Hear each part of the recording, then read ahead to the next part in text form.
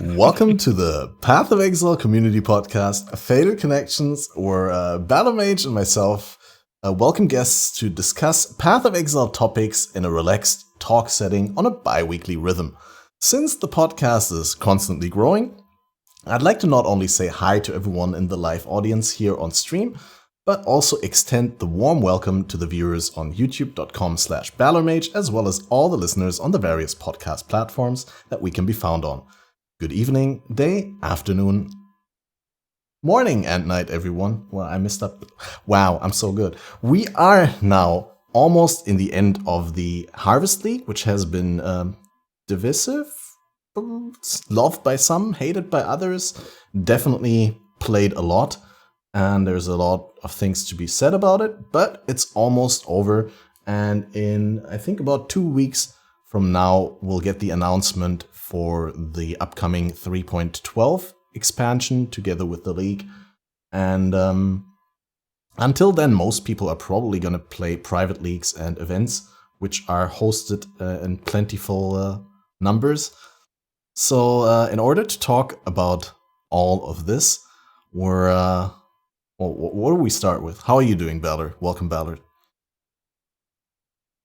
I'm doing great, but I'm not doing the race, which is the main thing everyone asks like every day for like the past 4 days. I don't. What you did originally? Did you originally want to play it and you decided against it, or were you from the start you didn't want to play it? I never wanted to, but I got bullied into practicing, and so I did some of the softcore practice stuff, and then I was like, this would be fun for a day, but I don't feel like spending 2.5 days of my life quarry farming. I don't want to do it. I'm not interested.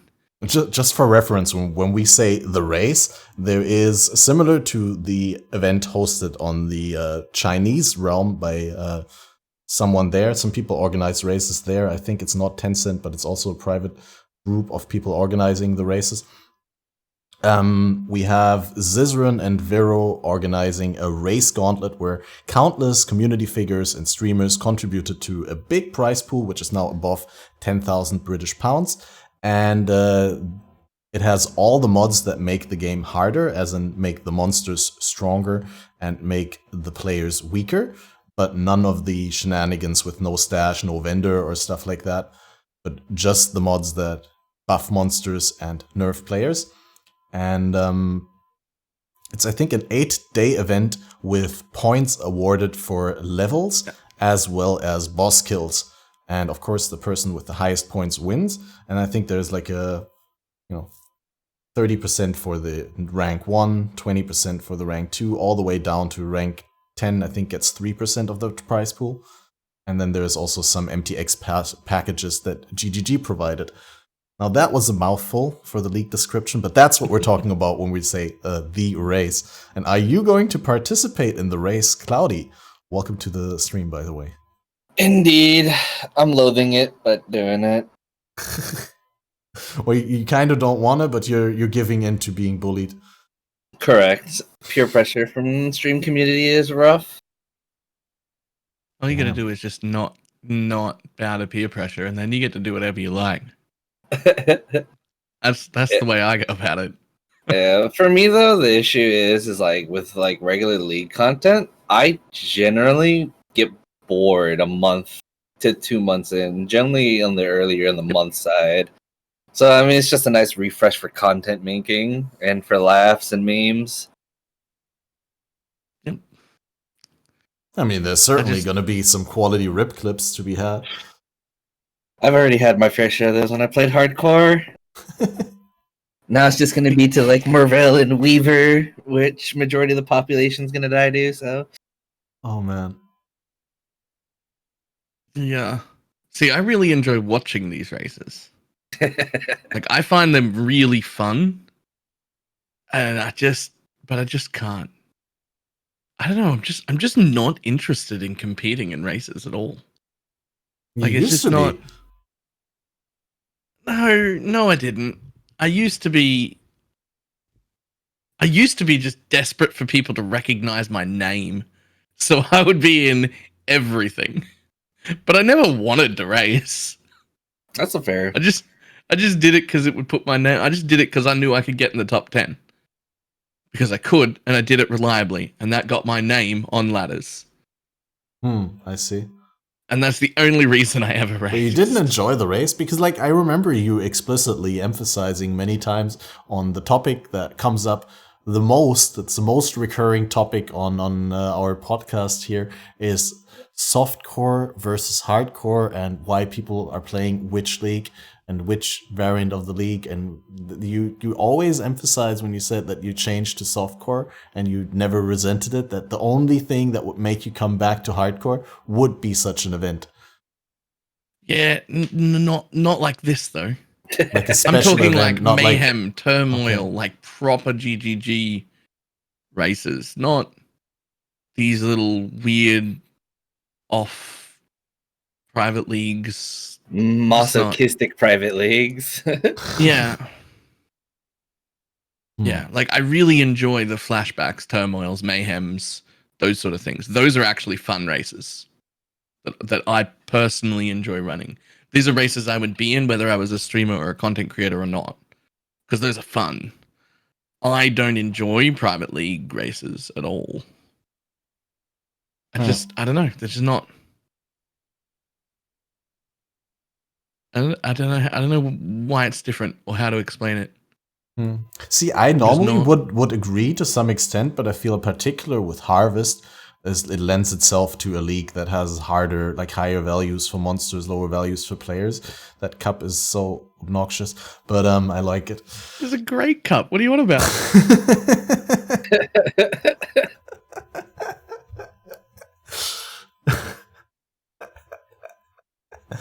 Anyway, what did I want to say? Now you completely ended my train of thought. You derailed my train of thought. Store. Just throwing that out there. I won't buy it. Just throwing that out there. Listen, I put a bunch of work into merch, and then last minute I threw these cups up as a joke because I wanted to buy them so that I could give them to people in real life as a gift, because I thought it would be just a horrible meme joke that people would have. And somehow it's been my highest selling merch item. All the work I put into other merch, and people are just buying meme cups with my zoomed in face on them. I don't. Well, anyway, what I wanted to link the race a little bit to the topic of Harvest being very OP in many players' eyes, and it makes it too easy to get good items, which that's why I personally think it lends itself greatly to a league like that, where it's just, the monsters are stronger, the players are weaker, because the average gear that you can acquire on a character easily is just, it's gated behind quarry farming, as you said before. So that's a large part of your early game there, but I still think after having played the entirety of Harvest League, it's probably more fun to play in a version of it that's a little bit harder to, make the most out of the craft, because a lot of people said when the topic comes up that most content in the game doesn't require you to have perfect items. You only really need to acquire like a 50% item, or 50% of its maximum power level, and that's enough. So raising that bar a little of the minimum requirement to do all content, and making it so that you actually are forced to fully utilize harvest crafting seems like the ultimate version of Harvest League. So I'm looking forward to that, because no matter how much you craft, you're never going to reach that insane god tier level, or at least not to that extent that you do it in a regular league.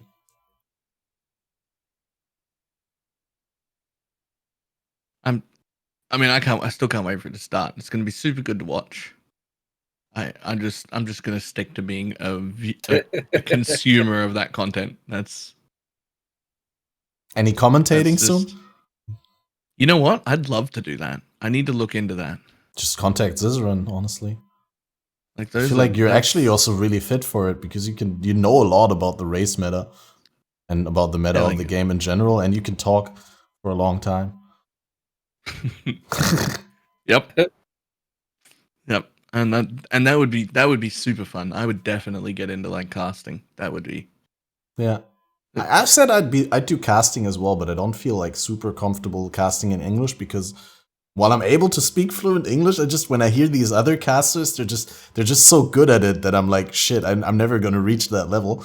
But I definitely cast in German with someone from the German community, and I don't know. I'd also cast in English. It'll just be awkward for the first 2 times or 3. Yeah. What would be the term for mixing German and English together? Because then you'd really start confusing some people. Oh god, that's terrible. Yeah, that's the biggest problem actually when you talk about Path of Exile in German. Like, because most people play Path of Exile in English because all the guides and all the content is English, and German just sounds silly when you play Path of Exile in German and you have Feuerresistenz and like that sort of stuff. Whereas you just still use the same abbreviations. You still say OOS in German, and you still say I don't know, fire res or something like that, just because it's easier to communicate, and you have to do less thinking if you use the same terminology as if you were talking English. So when I was on the German podcast with Yoji, and Yoji actually talked to me later, I was like, dude, this German PoE talking, this is just not for me. I'll do English podcasts. Because it's so weird. Anyway. But I wouldn't have thought it would be any different. It would just I don't speak any other languages, so it just doesn't occur to me that it would be any different. Like, you would just be like, I'm speaking in another language. That's well, but you're not translating all the terms. Like, you're just using the English terms in a German sentence, if that makes any sense. So,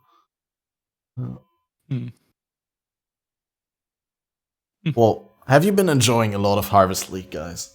Let's conclude the Harvest League by talking about our personal highlights. What were your favorite, most powerful crafts this league?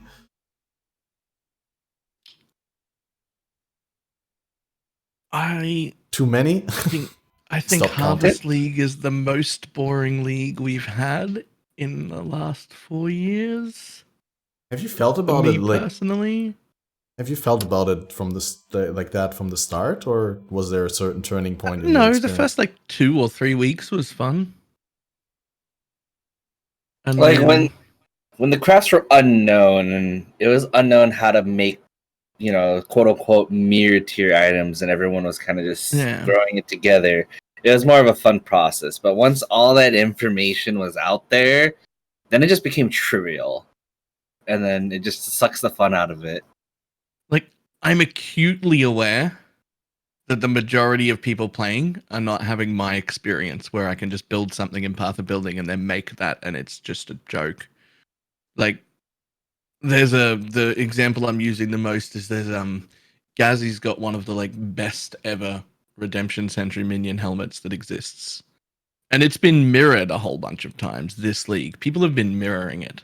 For the price of a mirror, I can craft 8 of those helmets. I could just make 8 of them. Yeah. People, it's just, that's not, you shouldn't be mirroring it. I know it's perfect, but perfect is nothing this league. Perfect is just expected. Yeah, he's got a perfect helmet. Just make one. It's like that for everything. Yeah, I feel like the only mirror tier worth items are things that are pretty much unobtainable, which is a lot of it has to do with synth stuff. So synthesized items, I think those are worthy, because those are 1 in a million. I'm gonna hit a frenzy power charge on ring, or it's all about the implicit.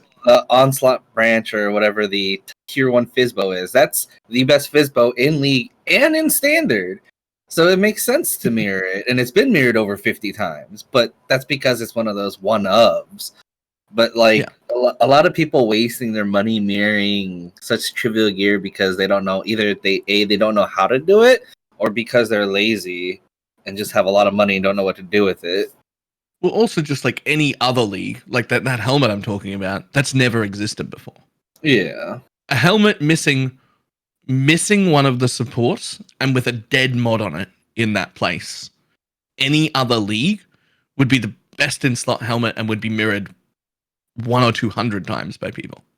Yeah. In any other league, if it was missing a support and with a dead mod, it would still be mirrored in a league. But it's just not special now. Like you can just make the exact same thing like 8 times for the price of one mirror. Like it's just, I don't know. And like I said, I'm acutely aware that most people aren't wearing perfect gear and aren't doing this. I get it. And I'm very, very happy that a lot of those people have got to play for a lot longer and have got to experience more powerful characters and whatnot. And that's really good. But from like a no life, play this game for a living perspective, I ran out of interest way earlier than I ever do normally because everything is trivial now. Like everything. I've done the same mistake. Last league we had, heraldry, OP builds. Yeah. And then I made the same thing this league and burnt myself out way too quick. Yeah. I made another aura stacker. Except instead of costing 100 exalts, it now costs like 500 or 600 exalts to get a really good one going. But then you can run maps now where you can drop like almost a headhunter every single map. Yeah. Like you can literally, I think it's about 7 out of 10 maps you drop a headhunter. And you can just do that because of harvest. Like it's the largest, that's the other thing. It is the largest by a long shot loot explosion we have ever had. It just doesn't get handed to you. You have to work for it a little bit. And people don't know how to do that. But if you do work for it a little bit, it is the largest loot explosion we've ever had to the point where you get 7 out of 10 maps. You can get a headhunter on the floor. Yeah. And then my biggest issue or complaint of this league, and because me, I'm mainly a delver.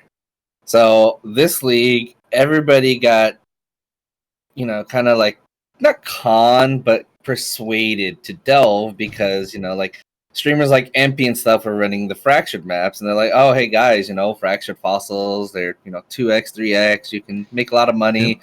And so you have all these new people delving with very OP gear, and if they decide to do things like this next league, unless we have some type of OP crafting system next league, which I doubt we will have, a lot of those new players are going to struggle, and this league will ruin the rest of the game until they balance stuff better to where they just won't have fun because they're just going to struggle because they're used to having full mirror gear items in all slots on any character they play. I have to feel really bad for anyone who started the game this league. Do you think? Like, imagine this is your intro. Yeah. Like you start now, and you just make gear, and imagine you're someone who does get involved in watching YouTube guides and coming to streams and watching podcasts, and so you do learn how to do these things, even though it's your first league. You learn how to do this stuff. People like us teach you how to do that stuff. And then you do it. And you make disgusting gear. And this is your first league ever. And you've got a character that any other league would be worth 200 exalts. But now is worth 8. Because it's too easy to craft all of that stuff. And then next league happens. Whatever that may be. And we don't have garden crafting anymore. And that person who started this league. Oh, that's... Yeah, because you go you get your min-max build a week into the league with Harvest Craft, and it's the same thing because my roommate actually started this league as well, and I already told him, don't get used to it. It's not going to be anywhere near as fluid as it will be next. And I don't think a lot of people understand just how overpowered Harvest is. Yeah. Okay, I do think unpopular opinion here. I think it could be exactly the other way around. I mean, I might be wrong here, because it's a little bit different. But I like to always compare it to Piranda's League, where they changed the rarity of Shavs to like 4 times as common. And at the same time, Piranda's was there to offer you these unique deals. And a lot of people had access to like endgame uniques that normally they would have never gotten. Like, I don't know, lightning coils, Shavs, and like all the good stuff that back then was super hard to get. Right? And a lot of people got further in the game than ever before. And when they took it away, I don't think people were super salty about it. But it could be different because crafting, acquiring uniques was still essentially just rolling dice, where now you're more or less deterministically getting the items. And when you go back to the old crafting system of Path of Exile, and you don't know how to fully utilize all the different meta crafting options that you have, because there is still quite some options like remove prefix, add suffix from bestiary, and the different cannot roll attack, cannot roll caster, and stuff like that. There is some finer things that you can. I mean, you can still easily craft a +3 bow next league, for example. But yeah, a lot of things will be harder to obtain. I think that's not necessarily a bad thing. I think it's great that people get an easy access to what they need for the game on one side of the game, and then next league it's the same as was before, but then some other aspect of the game is going to be mildly trivialized by the league. So it's like, I don't know. So here's the main reason that I disagree with that. While that did happen in Pirandus, it is a very large shift in mentality and player base from then until now. Back in Pirandus, that long ago, playing softcore was a joke, and you would be embarrassed to say so. It was already the tipping point of that. I think a lot of people were playing softcore in Pirandus. Maybe some more people were playing, but people weren't owning up to it yet. Like, we were still back in that much, much smaller, much more hardcore-oriented community.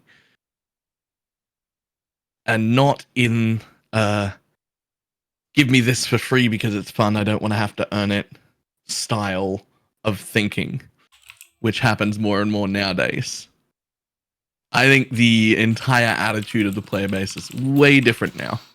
I think people are going to be upset when they don't have harvest crafting anymore. That being said, anything could change. Anything could change by the time we don't know what the next league is. Like, that could be anything. Like, I don't know what that's going to be.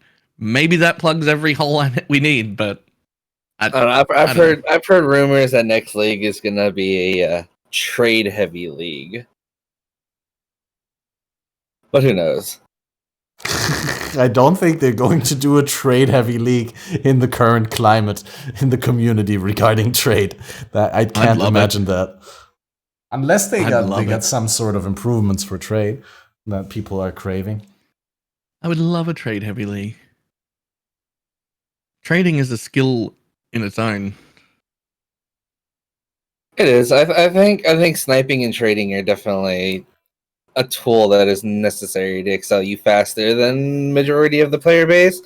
And like, that's the main reason why I swapped to softcore as well compared to playing hardcore. Is hardcore for the first month is handy dandy, but as soon as you reach that week 3, week 4 pinpoint of that league, it's impossible to buy stuff.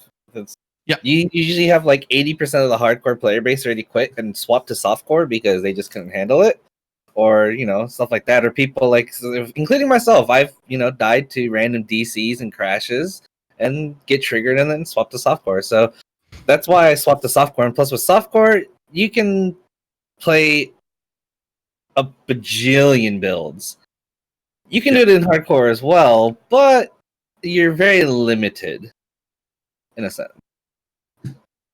The biggest difference to me is in hardcore, I might play the same build 3 times in a row because I didn't have a choice. Yeah. That's never happening in softcore. I ain't making 2 Blade Vortex builds in one league. That's not happening. Yeah, but that's mainly because you don't lose your one, so you'd have a second one. Exactly. Yeah, I think all in all, Harvest is just it was fun. It's nice. It's nice for people in standard, right? They can get their GG standard gear and stuff like that. But in terms of like an actual league thing, I think it was a little much. It was definitely super.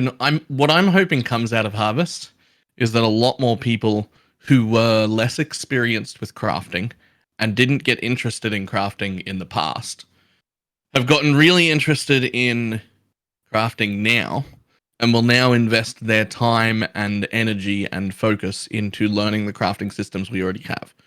Because the yeah, because realistically, when you talk about like the top 0.01% of people, like the people that are far better than I am, their gear didn't change really. Like they already were wearing shit like this, or at least real similar every league. Like most of this stuff could already be made. It was just a lot harder to do. And so I'm hoping that maybe with the taste like the entire community's been given about crafting, that maybe a lot more people will get into figuring out how to fossil craft and how to block things and just when to use this and when to use essences and when to use split beasts and when to use prefix to suffix, suffix to prefix, when to whatever the word for eternal things is with the beasts, like I don't remember what they're called. The ones where you remember the blue state.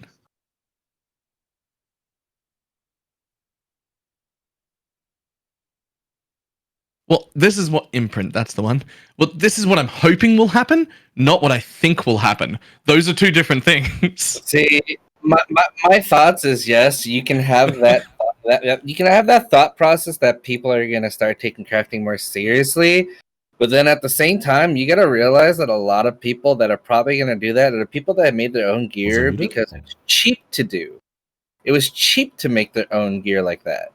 And and you gotta remember, if you're outside of that 0.01%, you don't have hundreds of exalts to craft in future leagues, which would it would normally take to make, you know, such nice mirror tier items. It's not going to be something where I'll throw 10x at it and now I have triple T1 res in life and so forth. Now you got people that are they're going to want to try to replicate that, but now you got the people that only play 4-6 hours a day maybe, that aren't into heavy of like delving to make currency or boss killing or flipping, and now they only got 5-10x to try to make a good item, and then once they realize the cost it takes, then they lose their will for crafting because now it's expensive. It's not cheap.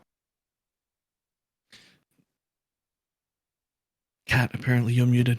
Yeah, no, I noticed. I was muted when I pointed out that you ended up agreeing with me more than disagreeing, but you were very correct to point out that, you know, hopes and expectations may differ a little bit. Yeah, sure. But I hope the same. I guess I should have said I hope it, and maybe I don't expect it. But honestly, to be fair, I think there's always gonna be someone, right, who's gonna be like, fuck you, GGG, this didn't go core, I want my XXX back, and I'm gonna quit the game. That happens every league though. Yeah, but like I think of the people who will remain, like I think that the general interest in crafting will be higher now.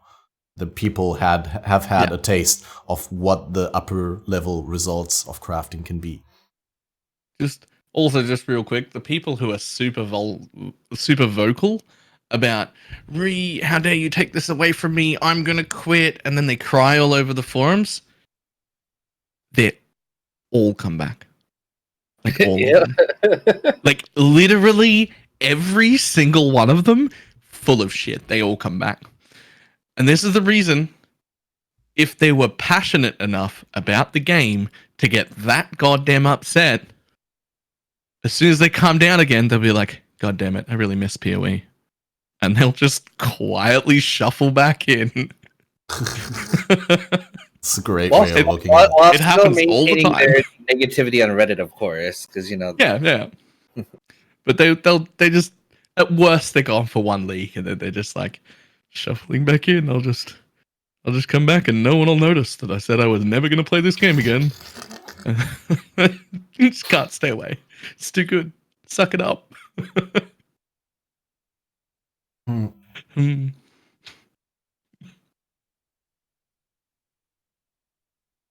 I mean, you go there first. Are some things there are some things I'm really, really going to miss though. There's For some example? little parts of Harvest that I really wanted to see added to the main game, and it's not really the crafting stuff. It's Missions. the sacrificing maps for missions and having as many dailies as I want and being able to get sacrifice a red map to get a free use of an infused modifier on my map. Like all of those map related things, the ability to fracture things, I really, really like that.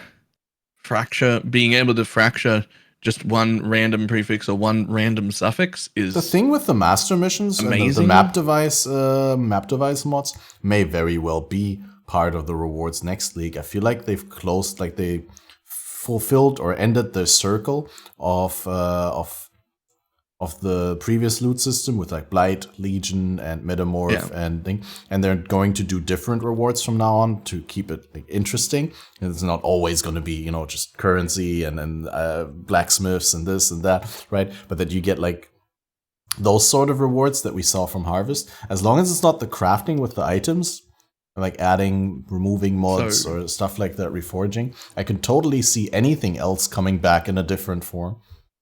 Tinfoil hat, that infused map device usage exists to replace Zana, because Zana betrays us soon, maybe even next league, and then we won't have our Zana maps anymore, but we'll have other ways to get these.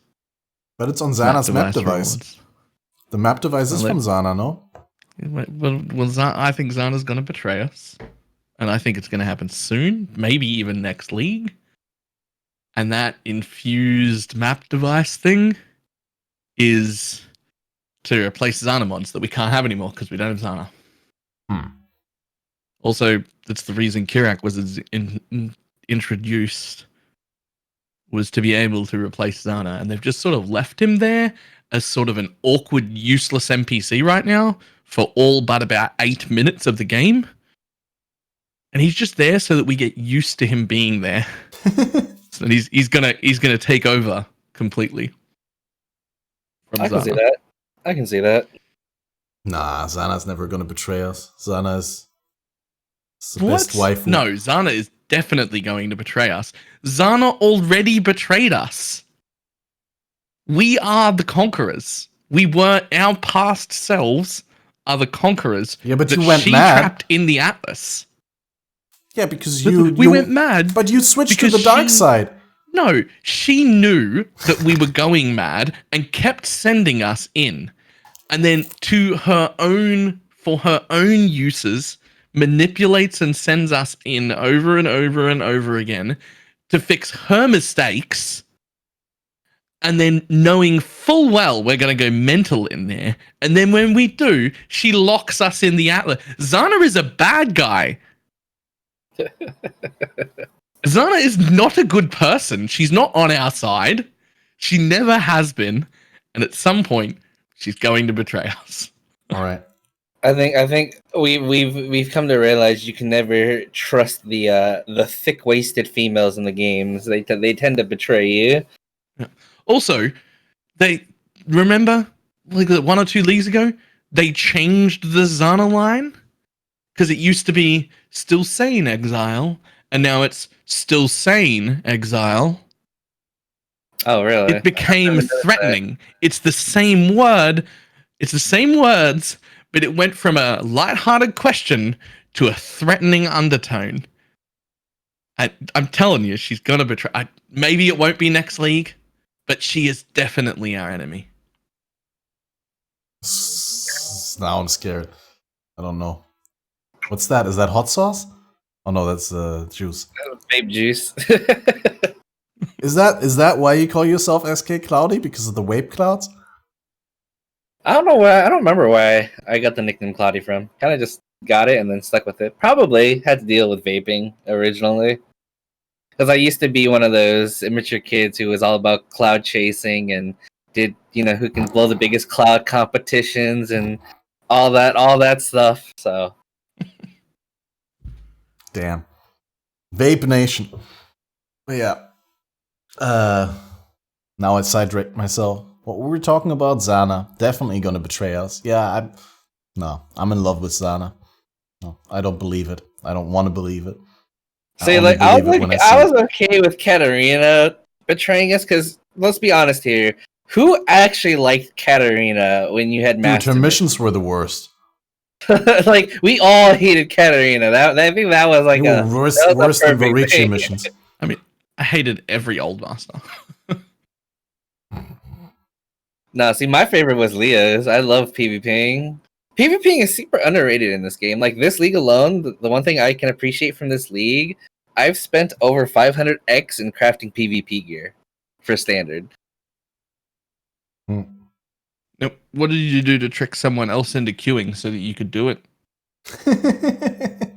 There's actually there is a very, very small community of PvPers. It's actually that small community you? No. That's just rude.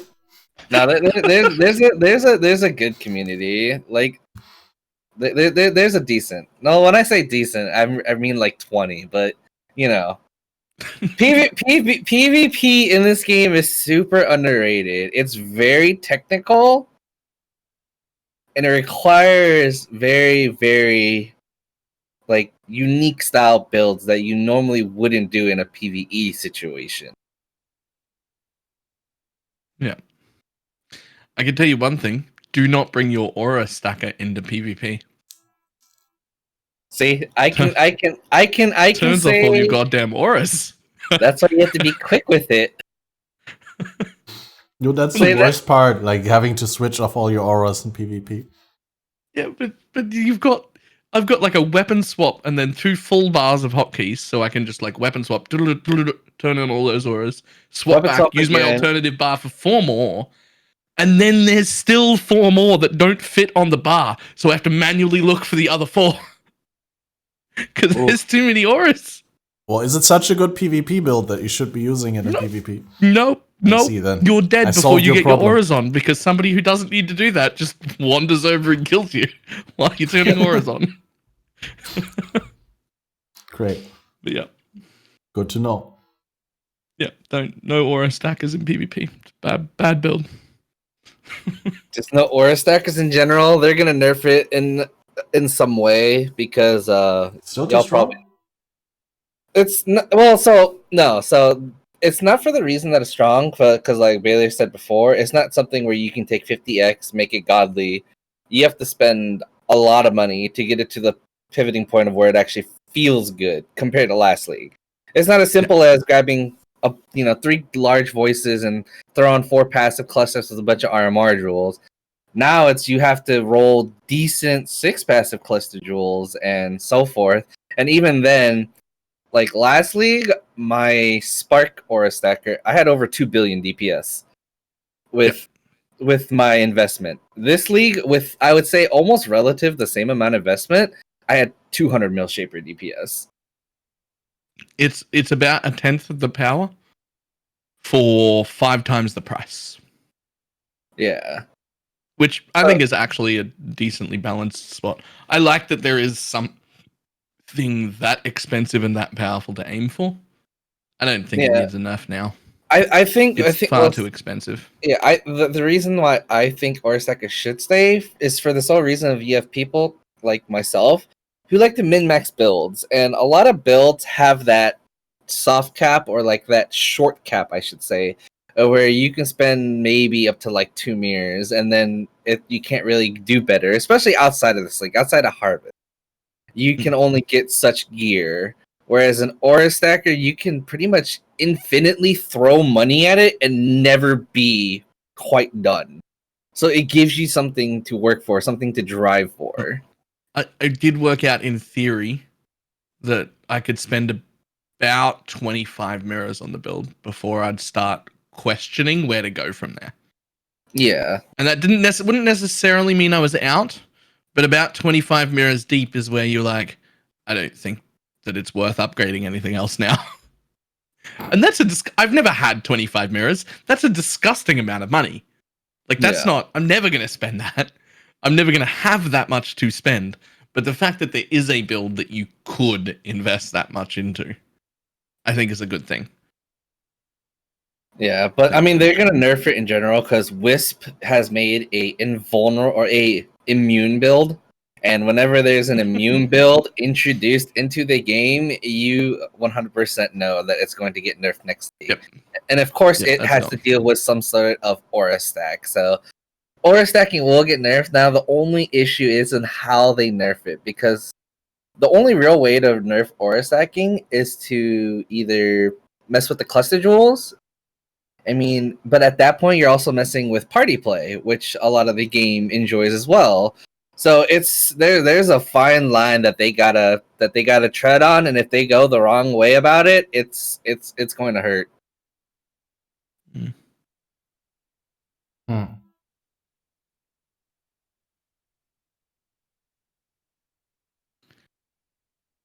trying to think, is there any other builds that, or maybe not compare in how much you can invest, but that maybe come close or like second in rank, or what other Not builds even can you really. min-max a lot?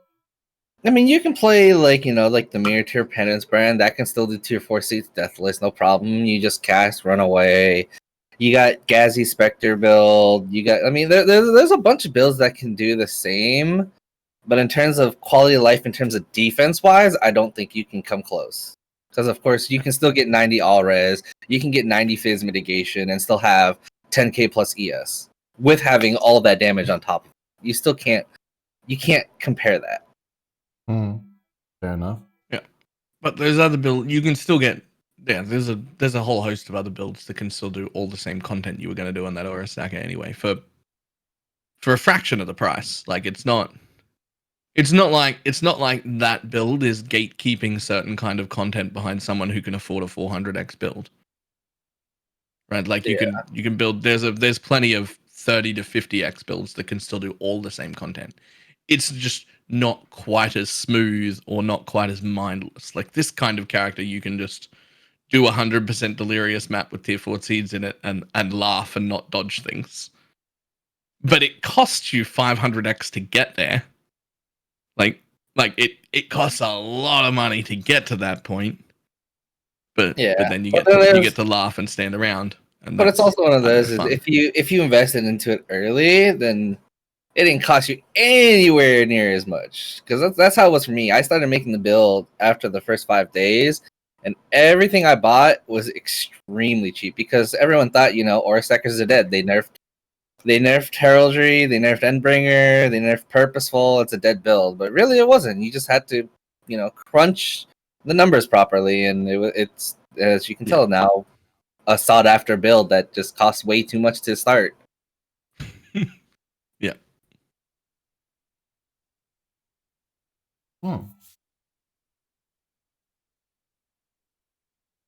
Like, I can say an example, like the aura cluster jewels. For 6 passive I-84s, I don't know what they are now, but a week ago they were at 35x plus. For a base cluster, a base jewel non-crafted, 35 to 40x. And that's if you just wanted to get to like the min-maxi point.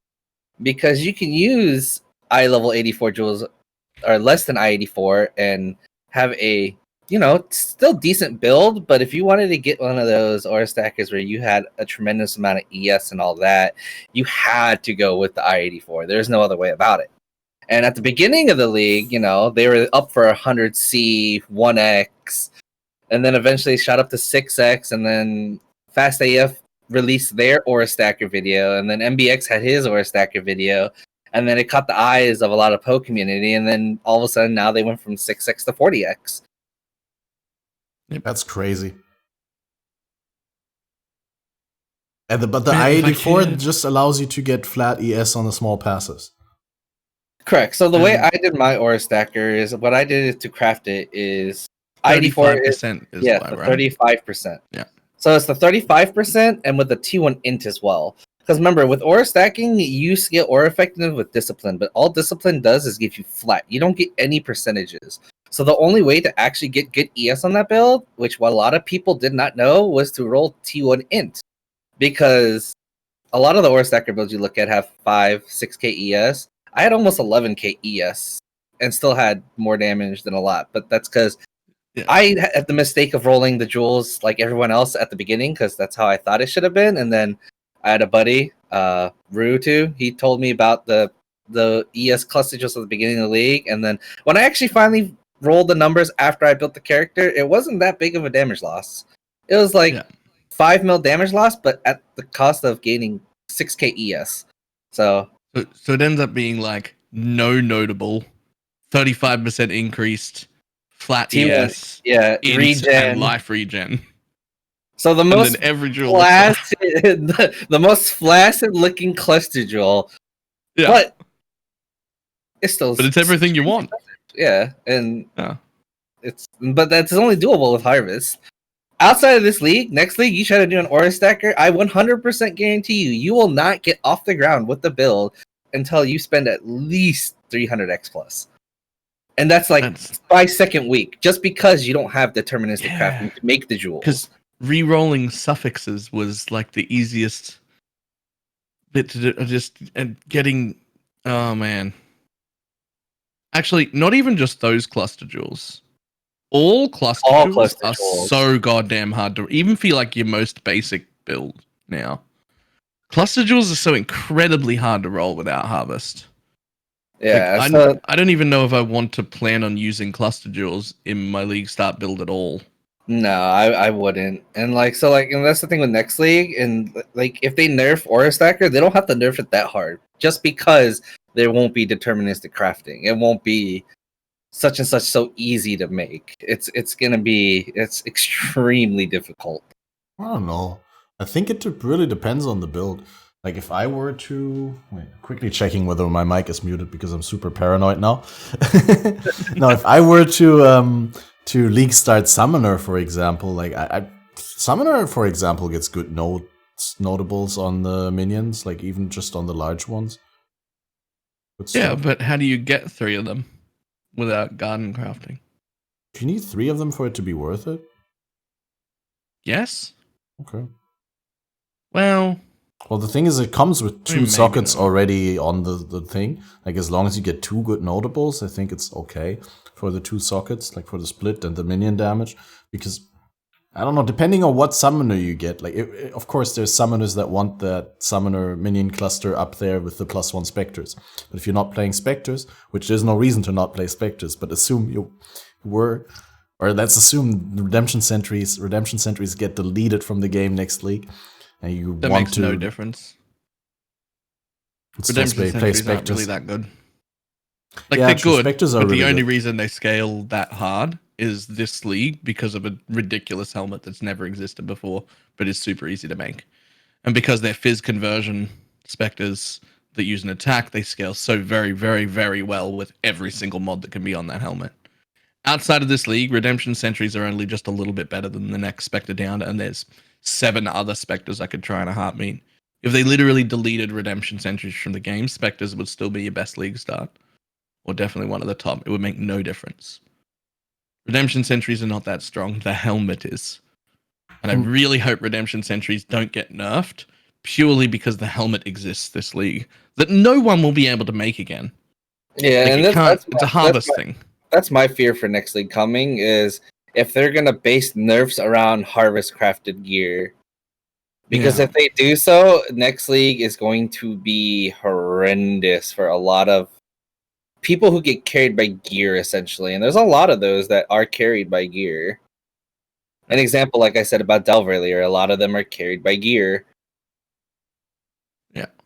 And I just like I'm stuck on redemption sentries because I'm playing them now in solo self-found. And I'm telling you right now, they're only very marginally better than solar guards. Slave drivers? Or slave drivers, solar guards, the tier 3 harvest ones. There's 2 synthesis specters that are really good. There's a whole host of them that are only just like a fraction worse than redemption sentries. Like removing them from the game makes no difference outside of this league. The only reason they stand out this league is because they're the only ones with the exact specific kind of attacks that you would need to benefit from literally every single mod that can be on that dual influenced helmet. To the point where you can literally make a 10 link +3. Like that's what makes them broken. It's just because they can use every single mod and you can have all of them and you can just put all of them on the helmet because of Harvest. And because they scale that exact perfect way, they get away with being disgustingly more powerful than every other Spectre in the game. Wait, 10 link +3? I think. Well, it's a a helmet is base link. Okay. Yeah. Okay, yeah. I was just like wondering how that works logistically. They're just it's just literally everything. So it's 5 supports and 1 +3 on the helmet. Yeah. That's insane. Yeah, and they're like the only ones that could fully take advantage of absolutely every single support on the entire helmet, and that pushes them to a level of disgusting. But that hasn't happened before, and it's not going to happen again. So they're back next league. They're back down to just being good Spectres, not oh my god, this is disgusting. Well, anyway, my point was being if you don't want to play Spectres, then you have a lot of points investment left for a cluster jewel with good notables and or just don't play minions. Just throwing that out there. Just don't play minions. I've never played minions. I tried one in hardcore. I tried to level a minion build and got so tired of it, I killed it off in Act 4. Really? I actually played Animate Weapon and Skeletons to 97 last league. I think. Yeah, it was last league. 97 Necro. Was in many ways probably the most progressed build that I played in SSF Hardcore so far. Although this league I had some really good stuff as well. But yeah, thanks to Harvest, no? Right? I mean, obviously, I made some really good ES gear and I had like a level 95 Caustic Arrow that was really neat. Probably never gonna have that again in SSF because I had a Blightwell amulet. And I've never seen that one before or after again. Like, this was the only time I had it. But, yeah, I'm definitely looking forward to having drops mean more than the raw base to me, or like a crafting base with like maybe 1 or 2 good mods that I can harvest craft around. I'm definitely looking forward to having that sense of, accomplishment when I ID a good item and I'm like, wow, this is really good. When you ID, especially also like you ID a ring with like triple T3 res, and then you're just like, oh my god. Yeah, it's so. I've been handed an item. Yeah, and well, this league just, especially those triple resist items, you're like, whatever, right? Because you could just craft like force tier 1 resists on anything. Yeah. And yeah, I'm also not necessarily going to miss the setting up the garden. I mean, I'm not sure how I'm going to do it in the gauntlet race tomorrow. But like having to do that setup again and like buying all the things and thinking about all that stuff.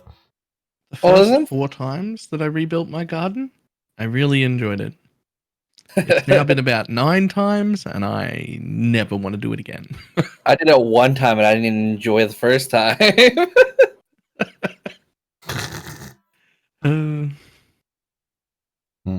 Yeah. I guess it's just because I'm a delver at heart. I'm just so used to, as soon as I get to maps, start hitting the delve, don't touch nothing else, make money, and then I have money for whatever else I want to play for the rest of the league. Yep.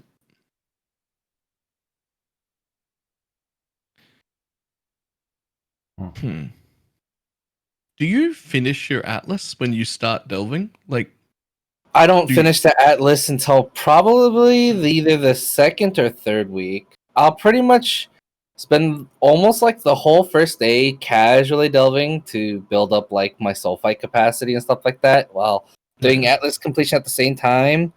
But then as soon as like the second, third day hits, it's nothing but delve, and I wait for unique watch tins to hit the market to get the level 8 bonus. So I can get more quant for the soul fight. But other than that, I usually won't finish the Atlas until later on when I play a normal build. Huh. How do you gather your sulfite that early in a league? Generally just missions and buying sulfite scarabs, because sulfite scarabs early league are like 4C, 5C a pop. And when you're that early, it's especially if you're like, so the whole way that you have to, if you wanted to delve from like day one, and not this league. This league was what carried me. This league was literally I would run my maps, in a speedy fashion, like most delvers do, and I just sold seeds. My seeds literally funded all my scarabs, all my maps, and I did not touch harvest until like the third weekend, and I literally just sold everything just to continuously fund my scarabs and whatnot until eventually I got deep enough to where I made a decent amount of money. But outside of this league, that early getting your sulfite and stuff, generally getting help from friends using their sulfite missions and stuff like that to pick up every once in a while. And like this league, for example, like I think for the first day I did like 4 sulfite rotas to get that kind of setup going, and then I started solo sulfiting. Right. Solo sulfite. Yeah, so a lot of people still stick with rotas, and that's fine, especially if you're just more so casually pushing the delve. But if you're trying to get deep fast to where it counts for a lot more money, so like say, like for example, this league, the first 5 days, me, Tuna, and Zal were the top 3 delvers for the whole first 5 days. And with that much of a progression ahead of everybody else, we're getting a lot more stuff for a lot more expensive. So we were selling fractures at 3.5x each, no problem, before anyone else got to the fractured market. And then once everyone started getting the fractured market, so that's the issue with Delve. Delve used to be a small, tight-knit community, and there wasn't very much undercutting and stuff like that. But as more leagues have gone on, and the more people doing it, because they see how much streamers like Tuna and stuff make delving, they're like, oh, it's a good money generator. And now you got people undercutting and it becomes to the point where delve, it means nothing unless you're that deep at that point of the league. So if you don't start out early, it's a huge money pit later on. So that's where solo soul fighting helps, because one rota, I'll top off a full soul fight board 65k, and usually it'll be a triple rota, 3 maps per person. That can take about 30 to 40 minutes, especially since it's 6-man parties, whereas I can get a full 65k cap within 5 minutes if I do it myself. So that 5 minutes, it's less cost efficient though if you do it by yourself, right? It's less cost efficient, but more cost efficient in the long run. Yeah, because time is money. Time is money. Yeah. So that's a thing that happens with like every market too, which is a thing that I don't understand when people look at different markets. For instance, earlier this league, I was selling 86 bone helmets. Like, just in bulk, just tons of them. 86 bone helmets, 35C a piece. Yeah. And 4 or 5 of them a map. And there's only like 6 people selling them, and we're all just sitting at like 35. And they're selling like hotcakes. You find 4 or 5 of them a map, they sell for 35C a piece. Go. And you're just like hotcakes. They're just gone all the time. But then like 2 extra people enter the market. Wouldn't matter. Go ahead. Just put them up at 35 like everybody else. They'll keep going. We literally I couldn't fill a tab with them. There was enough room for another 25 people to join the market and just match our price, and they all would have made money. But the next person comes in for 30, and then the other guy goes, 28, then sell mine first. The other guy goes, 25, sell mine first. And like, what are you guys doing? Cycle. They were literally all going for 35. Like, they were worth 35. They were disappearing. 25 more people could have entered the market, and it would have been fine. I couldn't generate enough for the amount of people that wanted them. There was plenty of room for other people to join, and no reason to undercut. Just none. Because they would have sold at 35. You could have just joined and put with the same price as everyone else. And instead, people are like, they're taking away like a third of their own profit out of what I can only assume is having no understanding of how a market works. Yeah, I mean that's the problem with like every market though. It's really sad. But that's also the nice thing about delving as well, is because when you get to 171, you're at tier 16 map, so you drop bases like no other. And if you're constantly dropping jeweled foils and hubrises and stuff like that, within the first 5 days, you are making lots of money on bases. Yeah. But yeah, like you said, just the market, the whole market idea of people coming in and undercutting is flabbergasting. There's really no point, and it just once it starts, it doesn't stop. Yeah. And there was about a week there where I just left mine at 35. And I would just like fill a whole tab, and then I'd just fill the whole next tab, and none would sell for ages. And then those two people that were undercutting would go to sleep, and my whole tabs were just empty. Yep. Somebody comes through on 5, and then somebody wants 8, and then someone wants 6, and then someone wants 4, and then they're all gone. And I'm like, see, 35 was fine, people. Why are you selling them at 19? What the hell is going on? Yeah, it's the same thing with faceted fossils. Faceted fossils have been dropping more and more every league. Like I think right now they're probably like 40C, 30C for a faceted fossil to make your +3, +5 bows. Literally the whole first 3 weeks, I conjured up about 60 faceted fossils, and I've left them at 1x the whole league, and I've sold every single one. Instead of selling it for 20, 30, 40C, I've literally just left it. And it's just people that are impatient. Is just don't get into the undercutting war. When you're in a market that you know is worth an amount, just let the idiot people sell cheap. And when those sell out, they'll come back to you. You have to know the market very well in order to be able to make that call successfully, though.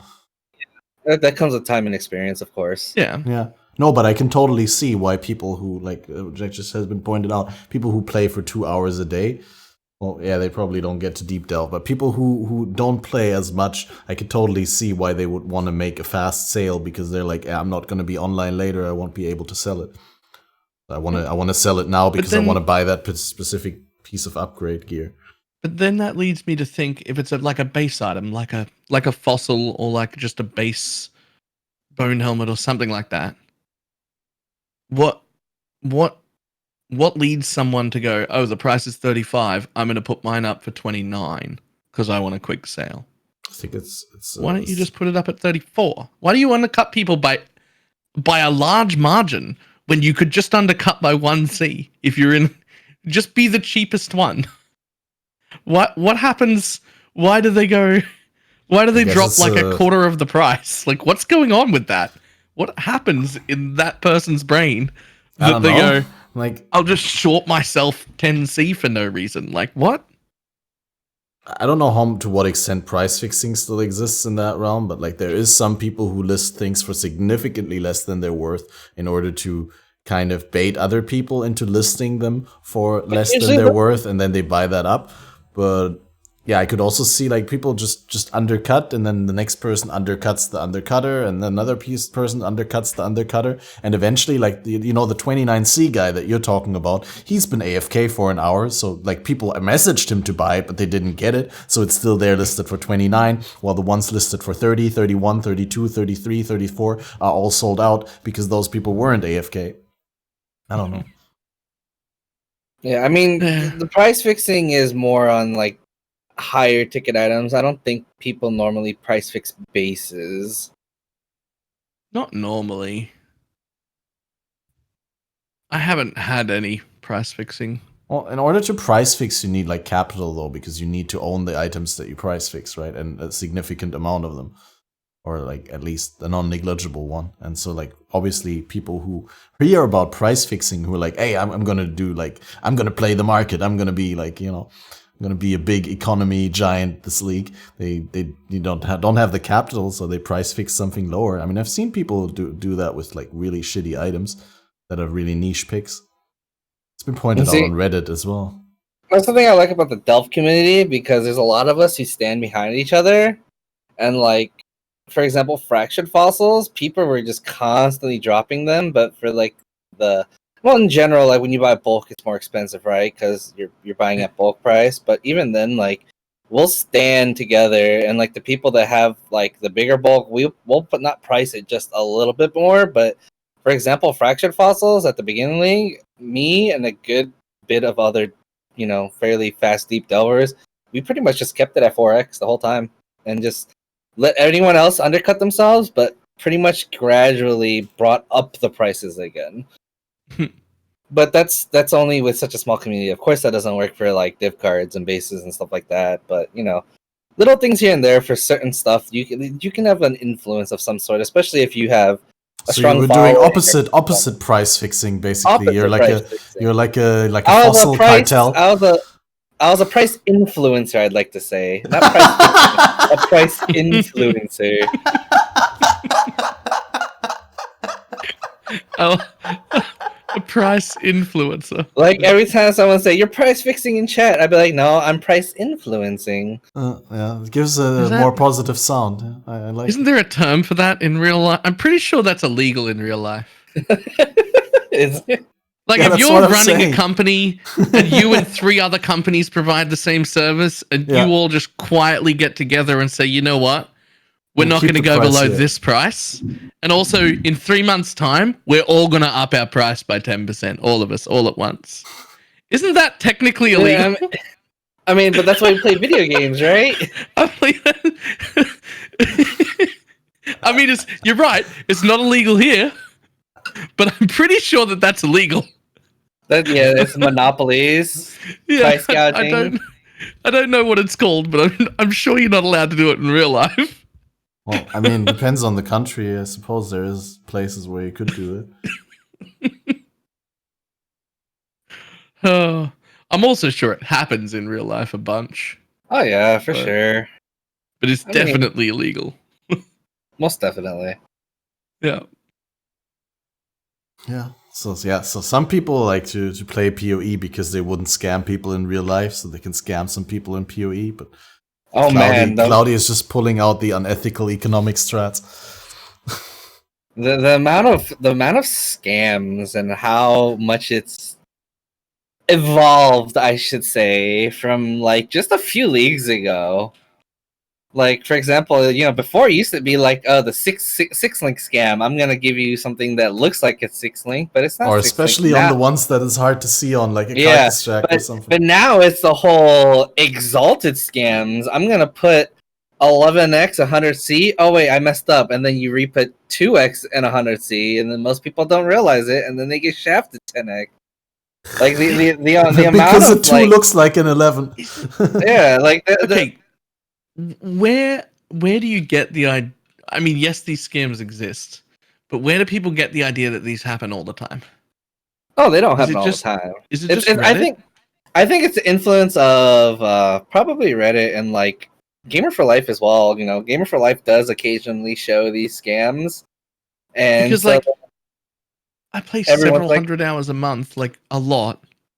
And I've had maybe 2 scam attempts in 25,000 hours worth of playing.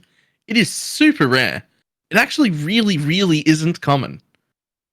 That's surprising. But Reddit would lead me to believe that it is incredibly common and people get scammed on a daily basis.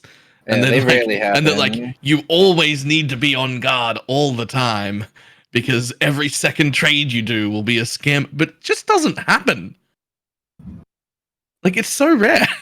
But I think the biggest items that I've been like, I think I've been scam attempted like a good 6 times this league already, and it's always divination cards. Always.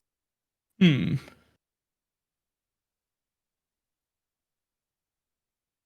I'm talking about in terms of selling. They'll always do the I'm gonna put the 1x and the chaos, and hopefully you don't notice it. Here's how good it actually is.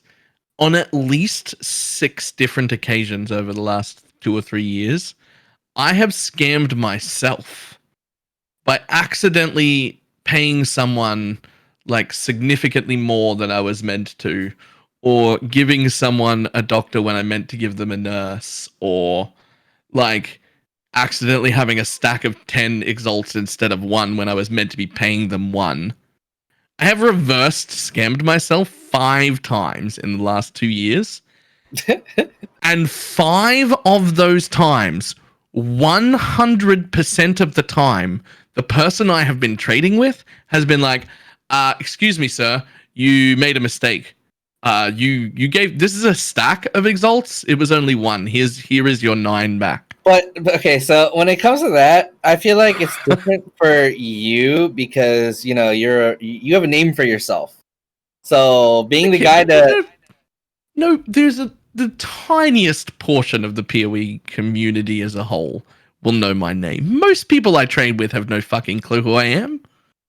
I've self-scammed myself plenty of times, and I tell you what, I've never gotten any of that back. Well, I wanted to point that out though. With I've seen those posts on Reddit as well. Like just in the last couple of days, I think there was 2 different people who had that exactly happen with the paying too many X and then getting messaged back. There's quite some respectable traders. I wonder if a lot of that is because of the kind of trades that I make most of the time. Maybe. Like most of the time, I'm not trading for individual things. I'm trading in things in bulk and big expensive items from people who have got hundreds of them. And yeah, versus like smaller things. So I'm buying for people who want to keep a decent reputation most of the time because I'm like, I would like 250 of this scarab and 800 of those. And also if you've got 300 sextants and 27 unique watchstones, I'll take those as well. And so those people who want to sell that sort of thing in the bulk that I buy. Yeah, generally don't want to bulkers get don't a bad name. Yeah. Right? I mean, that's the one thing I enjoy about hardcore as well. Hardcore is such a small community. You screw somebody over, you pretty much screw yourself over. And that was the nice thing about hardcore. It's very, very hard to get scammed in hardcore, in my opinion, compared to softcore at least. It's just such a small community. It's just like one bad mess up and you're out there. And that's the same thing with the Delph community. For example, like Soulfight Rodas. You join Global 840, which is the main channel for Soulfight Rodas. You scam in a Rota, you're pretty much not going to get another Soulfight Rota. That's just how it is.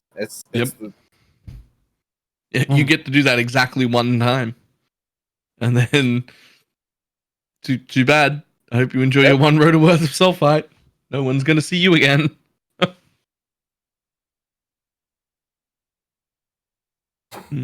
That's awesome. I have never delved so much in trade leagues. I mean, I don't play that many trade leagues to begin with, but even when I didn't mainly focus on Delph, so I'm completely unaware of that sort of etiquette and the manners in sulfite rotations. Oh yeah, you put a bad map in, just say bye. You're not doing another Rota. You put a Bone Crypt in, like Crucial saying, yeah, you're not getting another Rota. If you're not putting, you'll be forgiven for mistakes. Like if you accidentally put a map in that's got reflect on it, and that doesn't happen all the time, but it happened once, and you're like, oh shit, I'm so sorry, I did not see that, and you replace it with another map, and you go again. Everyone just forgives it. But if you put in Bone Crypt, get fucked. Like I don't want to run that map. Like that's not a mistake. That's you being silly. No one wants in that map. Don't do it. Like they're not like elitist about it. It's not like one mistake and you're out, but it's dumb things. Like you shouldn't be doing this. I'm sorry for the noob question, but what's so bad about Bone Crypt? So when it comes, you want to be in and out of every map in 20 seconds. Yeah, because then if you got a 6-man party running 3 maps each of Bone Crypt, you can only imagine the time it would take to find all the sulfite. And not on top of that as well, is a lot of people don't have a character outside of a delve ZHP character, so they're very prone to die. And when you get a map with doorways and stuff like that, for example, like bone crypts, cells, I see, and stuff yeah. like that, you die, you lose out on the soul fight for the rest of that map, and you get screwed. So Like it's you just just want things like cove and yeah, like beach, cove, and, canyon, beach, yeah, promenade, anything that's linear, quick, and you're not potentially going to get shot from around the corner and die, and then mauled, and then quit the rota, and then get banned from the rotas, and so forth. And the idea is if realistically, if you're in any map for more than 30 seconds, it's taken way too long. Like it should just, you load in, everyone loads in, you go running real quick, and you go pick up a node, pick up a node, pick up a node out, launch the new map. No one's running the map. No one's there to kill monsters. I don't even think people go to the boss anymore. We used to. But, I did that the other day, not in the sulfite rota, but I tried to spawn Awakener several times in softcore permanent so I could practice the fight. And that was a grind, dude. Oh my god. First Awakener spawn is okay, right? Like, okay, first I needed to get all the completion, just run a legacy map, kill the boss, get all the completion, right? And then, or most of the completion. I didn't have a legacy tier 16, but I did like a tier 14 or something like that. It was fine. It's more than enough completion. But then, like, yeah, spawning all the conquerors is easy the first time, the first couple of times until you get the Cirrus, and then I really didn't like it, honestly, how long it takes to get back to that Cirrus fight. Especially, like, I think, I don't know, like, at first I said it would be fine if it took that long if you won it, but if you lose it, you kind of want to get back to it and try it again, and then it just feels like, it feels unfair that it takes longer to get back to the fight than it took the first time that you spawned it. I don't know, it just feels like so much more work to actually get a fight spawned. But, you know, I think my main complaint, it's far easier than when the new Atlas first came out, when you didn't have an idea and it wasn't generated every map. You had to find that certain map to get it. Where it was like a real like sure, when it's much Atlas easier first now. when Atlas first came out, I made so much money because I was red tier maps by not even close to the end of day one, because I figured out the method for it before everybody else was. So I was selling maps like crazy for 10, 20 C a pop. And when you say when Atlas first came out, you mean when Conquerors first came out, like 3.9? Yeah, so, okay. Yeah, so like when that first released, when it wasn't like almost like a deterministic way of spawning Conquerors, when it was completely random, but it wasn't random. There was a way to do it, and I had figured out how to do that. And then, so like I was far ahead of the curve. I was in red tier maps while everyone was still struggling with like the first 4 watchstones. And then they came out with the patch, and then everyone caught up to me within 5 hours, and then I was extremely upset because they just made it too easy. And same thing with the Cyrus fight, the Awakener. It's so trivial to do now, especially this league. It won't be like that next league probably, because you don't have the whole chance to upgrade Awaken Gem. And I mean, now you still got these Awaken support div cards, but that's besides the point. Because like right now, you do a Cyrus, there's really nothing that's going to give you money. It's almost pointless to do. There's still like 2 woke gems that are worth a bit, but when I say a bit, it's still a lot, but it's like a third what they're normally worth. Yeah. And then everything else is garbage. And then especially for like people like me, I was a big boss carry guy, and I made lots of money doing boss carries for Cyrus. And then the first rendition of Cyrus was horrible. The whole stairs thing, I can't tell you how many times I have died on those stairs because the meteor spawns and you can't get that honestly was the dumbest thing that they ever did. I was actually furious. But then they made it so they got rid of the stairs, and then it was still fine. The fight was still somewhat hard. Clouds would follow you, but now it's like clouds run away from you. That the fight's easier than Uber Elder. It's not really an endgame boss anymore, in my opinion. I feel like it's easy once you get the hang of it, but it's very, very hard to get the hang of it. You have to do the fight many times, and because it's gated behind such a long way to get there, I feel it takes a long time, especially for someone who doesn't play full time, to fully learn the fight. Like, I definitely would. Sorry, no Nice. one's listening. I'm just watching the dog. Yeah. Nice dog. Right. What? I don't know. I was also watching the dog. I wasn't listening to what I said myself either.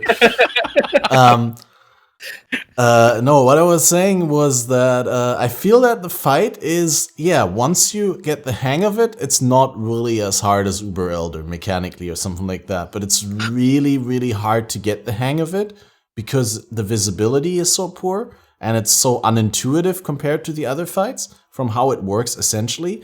And that combined with the fact that it's so inaccessible, because by the time you get to Uber Elder, you already fought Elder like 3 times. You already got a flavor of all that. You already maybe fought Shaper before. You already knew the 2 components, so you knew a lot of the mechanics in the fight already, even though Uber Elder is still like a number higher than Shaper or Elder. But I just feel like Awakener is just a fight that's a bitch to learn, because it's just, you just like, never see it ever. Like, I think if you could just retry it, it would be trivial for a lot of people. If they could just be like, okay, I'm just going to sit here. I'm going to do Cyrus, whatever, however you pronounce it. And I'm just going to do it over and over again until I succeed. Most people, even your casual players, that have Cyrus down in 4 or 5 attempts total. And then a few more times at it, and it would be trivial for them, because it's a very light mechanical fight, and you need very little DPS to get it done, even at Awaken 8. Like, once you've got it mechanically down, it's a very easy fight. It's just like Kat said, it's only the distance between attempts that's really a problem. If you gave almost any casual person who's ever reached there before 5 or 6 attempts at it in a row so that they could practice it, then I think it would just become trivial for most people. Yeah. Well, then I guess it makes sense. How it is. Please, Cloudy. I feel like that's how it is now, though, after all the different renditions we did for the Awakener. Yeah, it was significantly harder at the beginning. I actually very much preferred the clouds chasing you. It actually, in my opinion, it actually made doing Awakeners even faster if you knew how to maneuver the clouds properly. But it also gave that adept of it. If you mess up, it becomes much harder because of cloud management. But now there's no real managing needed. Yeah, clouds just move away from you. They just make room for you now. Like, oh, sorry, am I in your way? Let me just back the fuck up. Yeah, I think that was, I don't know how I feel about that. I really don't like that. Yeah. I don't think that the whole community thinks Cirrus is a cakewalk. I just think it's a different kind of difficult than Uber Elder. It's like I don't know. I mean, that's the difference between the casual players and then players like us who spend countless hours a league playing.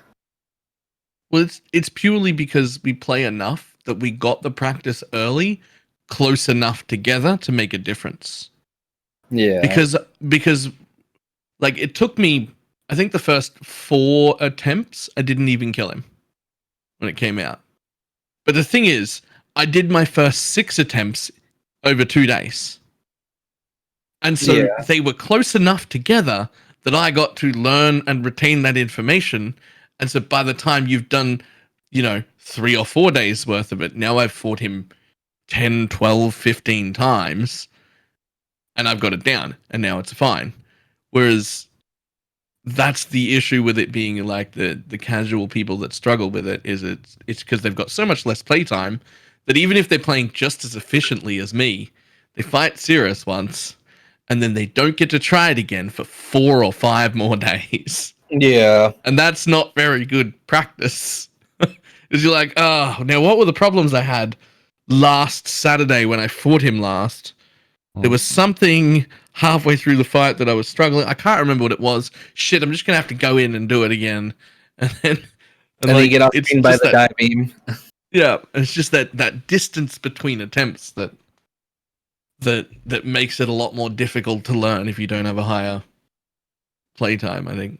Like, now that we're familiar with the fight, it wouldn't matter. It doesn't matter if I don't fight him for a month and then I come back next league and fight him again. It's fine. I know it. I'm familiar. I'm comfortable. I'm done. But until you learn it, It's a rough way to learn things when you've got to be that far apart from like practices or goes at it. But then, but that's like at the same time, because of how lightly mechanical Cyrus is, you can do it almost on any DPS build. It's not something where the longer you drag out the fight, the harder. It's just the same 3-4 things over and over and over. And then you got something like Uber Elder, where if you don't have the damage and you're like only okay with the mechanics, it can still be really rough if you don't have that damage to deal with the tentacles or the octopi leaving degen on the ground and having to worry about placing the shaper balls. Because I'll tell you what, I think it was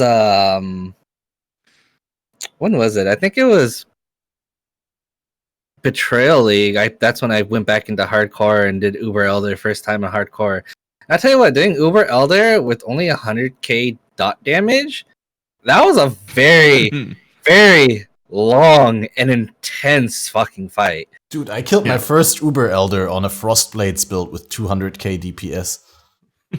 Yeah, like when you don't have that damage, that fight becomes so much harder. It's not a matter of phasing it instantly. It's you literally have to be mechanically sound to do Uber Elder. Whereas it's not as bad with Awakener, which I think as their new endgame boss, he should be somewhat kind of buffed in a sense. Yeah. Yeah, I think it was also like what chat is saying, like I think the block capped recovery on block meta is just also full on going right now, which trivializes a lot of things. Yeah. It's just, while it's not in every build, as Balor pointed out, it's just one of the best ways at the moment to get your defenses sorted out. And with glancing blows on the tree, it's so easy to fit in. For a lot of builds. For some, it's harder to fit in than before, but...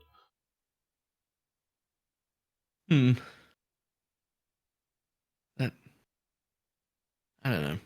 I don't know if glancing blows. In my opinion, glancing blows is a noob trap. Really needs to exist. Well, it's sort of. I think a lot of, I don't know if it's a noob trap, but I think a lot of people take it when they shouldn't. Yeah. I think it's really good if you don't have a decent way of getting more block than that, right? But if you can actually get proper block cap, that is immensely better. Yeah, obviously, like, but it's just it's really low investment to get block caps for the recovery. Because glancing blow is there, people choose not to invest a little further to get real block cap because they're like, I can just get glancing blow cap, but investing further and getting real block cap is significantly better. It feels like a forehead statement when, like, normally, I mean, it's quite obvious, but it's so much less investment. It's like literally just Bone Offering, Mistress of Sacrifice, and Glancing Blows. Yeah. I'm not saying that as a summoner you couldn't get good block elsewhere and like get block capped at least for attacks quite easily. Or as a Necro, doesn't have to be a summoner, right? Necro is so versatile nowadays. But yeah, it's just such a cheap option, especially early on. Yeah, later on I would totally see. Days when you would block cap yourself using Nightmare Jewels. Which ones were those? The blue ones or the green ones? I forgot those existed. The blue ones give spell block. The red ones give attack block, and of course they're calculated through all the inner nodes that give you all res. So, if, for example, as a Scion, you can get Necro as a Scion, get Bone Offering, and then right under there where you have those res nodes in the jewel socket, you can put the blue one there to buff up like 7 spell block, and then you're just adding on top of that to get proper block, cap block versus glancing blow strat. There's a lot of things in the game that people don't realize they do what they do only because it's not meta. But there are very, very good stuff in game that a lot of people don't know about still.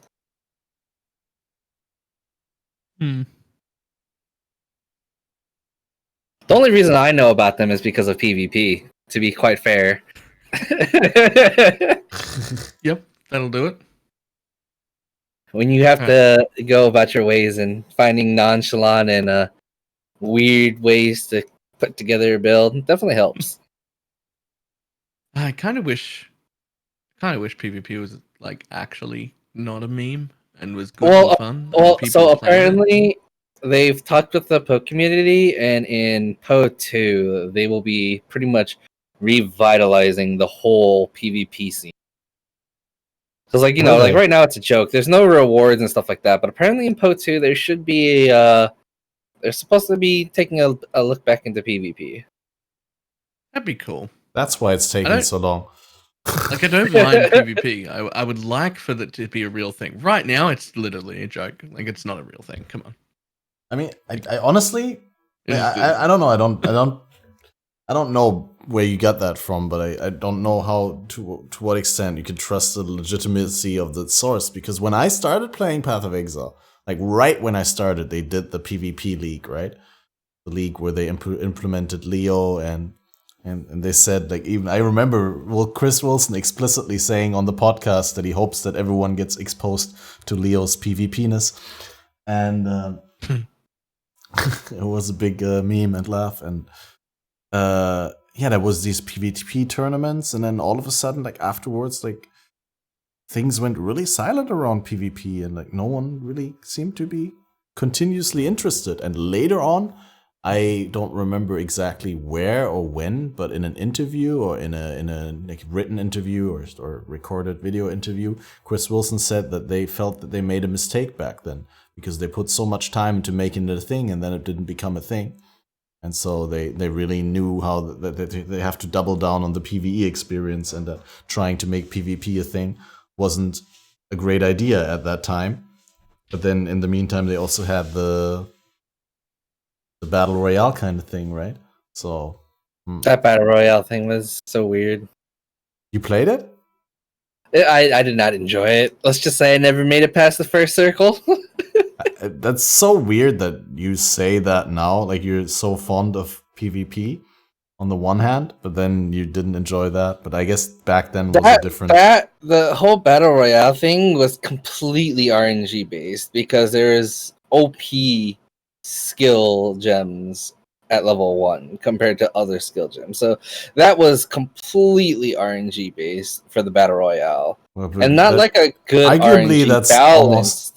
Almost in every Battle Royale, the loot that you get when you first land matters, right? It to an extent. Like, so for example, like Fortnite, PUBG, Call of Duty, you can kind of combat yourself, but like when that Battle Royale thing came out, if you got like split arrow, you pretty much beat everybody because you have no fizz mitigation, and split arrow does a crap ton of flat, and you can pretty much just killed everyone in the beginning. I remember in the beginning, split arrow builds with the tabula and stuff like that were the winners, but I quickly saw like a counter meta emerging of people running with ultra fast movement speed and frost blades, like running up to the split arrow guys and just instantly freezing them and knocking them down. It was kind of interesting. I do really see the point of the meta was boring and stale, but like for the one day it was fun. And if it was like with a limited skill selection, like a lot of variants, pretty much like you get your daily lab. If there was like a daily battle royale sort of challenge with like a selection of random skills, support gems available and stuff, could be interesting. But that's just one of many ways how I can see GGG revitalizing PoE if PvP and PoE if they choose to do so. If they, in my opinion, what would be extremely fun is like they had like a I don't know, not daily, but like if there's an obstacle, because in the PvP ladder, well, you may not know, but you can queue up for 1v1s, 2v2, 3v3s, and capture the flag. And when you actually play like 3v3s and capture the flags, like, because like I said, there's a small PoE community that actually does that. When you message them and you actually all want to gather around, it's really fun. It's different. But if they were to implement something like you can queue up for kind of like a battle royale, let's say you get, for example, a reef map. You queue up and you have players with their own builds placed in a reef map, and then you PvP it out in a reef map. That sounds like something that could be potentially fun versus your PvP simple with 1v1 pre-made builds rather than starting from scratch. See, that I really enjoy that idea of not being able to bring your pre-made stuff in. That's what first got me into competitive gaming again. Was actually when I started playing League of Legends. I really like that every round was like closed in itself and came to an end, and next time everyone starts again from scratch. And that's what I really dislike about PoE. Is probably my biggest dislike for this game type of action RPG. It's just that the reset takes 3 months every single time. And if I could, I would just be playing 1 week leagues like every time, like short races. And I can't wait until we get more frequent races, so that I'm motivated enough to become good at races again. I think right now if I'm just GGG terrible. actually got into it and were to host like monthly races, that'd be a fun thing. I don't know about a week, maybe 2 to 3 week races, but I like month. Month is a really good length for me. 1 month, entire month. Yeah. well, usually the month is about when I get bored, so month is not bad. And a month it lets you actually kind of accumulate and do the things you want to do, versus like example 8-day gauntlet race. Now you're See, I think gated anything- behind doing certain things for certain times, and you know it's it not as much versatility. It's very straightforward. It is versus like a month-long race. It's you have much more time to be versatile and actually do stuff that you need to do. Especially for like the casual players that want to get into racing, like, oh hey, look, a race, I want to join. Oh, it's only 8 days. Well, I'm only gonna be able to play like 2 days out of those 8 days, and they're just not. Yeah. They have no. It's not going to get better when they play a month. Like, that's why I'm saying, like, that's why I like short events, like anything below 8 hours, because then even a casual player can play from start to end, because they can, build their day around it and be like, okay, at that point there's a PoE race. I can just have dinner early and go to bed late, and then we're gonna no life these couple hours, and then That's fair. I have the same chances at winning as someone who has like a very limited time investment into PoE as someone who's no lifing it hard, because, like I said earlier, I'm pretty bad at depriving myself of sleep. So like I always feel I'm at a severe disadvantage in these long races, because I just can't function on 4 hours of sleep for more than like 2 days in a row. Yeah, see. I really do wish I enjoyed racing, because I got a one up on nearly everyone on that. I can do 3 hours sleep a night for 2 to 3 weeks straight before that catches me. Yeah. And still be fine. Yep. Like I can do that. Eventually it'll catch Sounds up. like a with me and I'll miserable sleep life. for like 20 hours. But I can do 2 or 3 weeks on 3 hours a night, and it'll be fine. I've literally been on a 2-3 hour sleep schedule. Well, not lately, but pretty much since high school till probably the last few months. I've literally only slept 2-3 hours a day, and that's between working full time, streaming full time, and then league starts happening. That's literally me go for 40 hours straight the first 2 days, sleep for 3, then go for another like 30, then sleep for another 3, and then continuously go at that pace.